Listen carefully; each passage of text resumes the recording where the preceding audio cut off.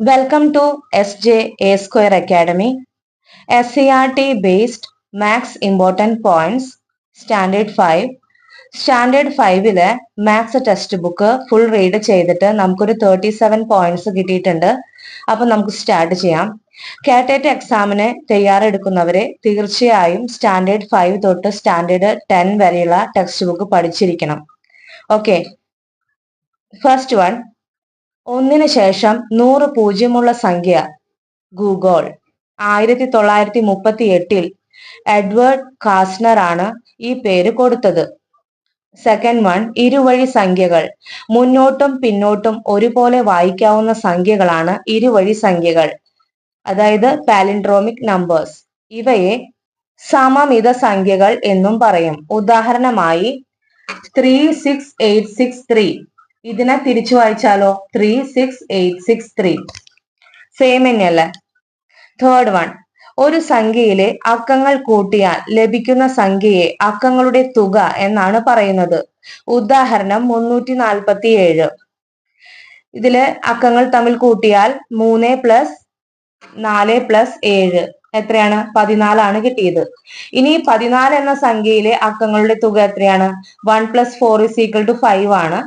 അപ്പൊ അതായത് 347 എന്ന സംഖ്യയുടെ അക്കങ്ങളുടെ തുക 14ഉം അക്കത്തുക 5ഉം ആണ്. ഫോർത്ത് വൺ, കാപ്രേക്കർ സ്ഥിരസംഖ്യ 6174. Fifth one, GeoGebra. സ്കൂൾ തലം മുതൽ ഗണിത പഠനത്തിന് ഏറെ സഹായകമായ ഒരു സോഫ്റ്റ്വെയർ ആണ് ജിയോജിബ്ര. ഇത് ഇമ്പോർട്ടന്റ് ആണ് കേട്ടാ, വെരി ഇമ്പോർട്ടന്റ് ആണ്. ഇത് കഴിഞ്ഞ LP UP വന്നൊരു ക്വസ്റ്റ്യനും കൂടിയാണ്.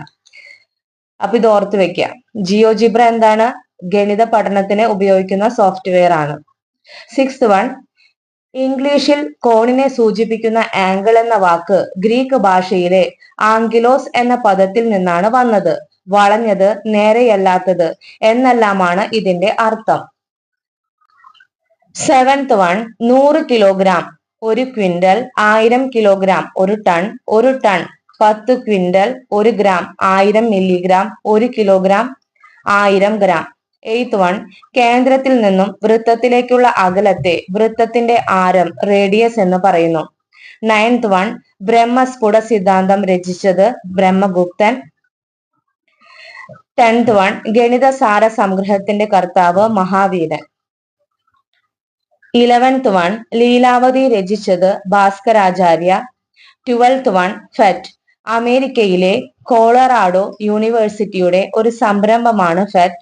ശാസ്ത്ര പഠനം ഏറെ രസകരമാക്കാനുള്ള അനേകം സിമുലേഷനുകൾ ഉൾക്കൊള്ളിച്ചിരിക്കുന്ന സ്വതന്ത്ര സോഫ്റ്റ്വെയർ ആണിത്.